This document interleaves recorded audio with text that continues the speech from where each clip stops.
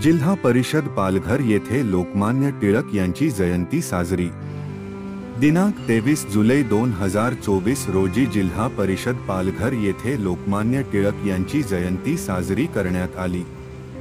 शिक्षणाधिकारी प्राथमिक व माध्यमिक संगीता भागवत आणि कार्यकारी अभियंता ग्रामीण पाणीपुरवठा गंगाधर निवडुंगे यांनी लोकमान्य टिळक यांच्या प्रतिमेस पुष्पहार अर्पण करून अभिवादन केले। बाळ गंगाधर टिळक यांचा जन्म 23 जुलै 1856 रोजी झाला आणि 1 ऑगस्ट 1920 रोजी त्यांचे निधन झाले। ते एक भारतीय राष्ट्रवादी, शिक्षक, समाजसुधारक, वकील आणि स्वातंत्र्य सैनिक होते। ते भारतीय स्वातंत्र्य लढ्यातील पहिले लोकप्रिय नेते बनले।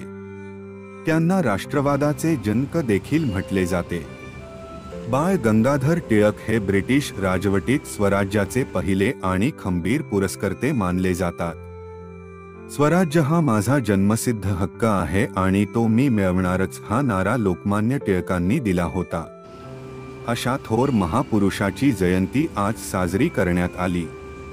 यावेळी जिल्हा परिषदेचे अधिकारी व कर्मचारी मोठ्या संख्येने उपस्थित होते।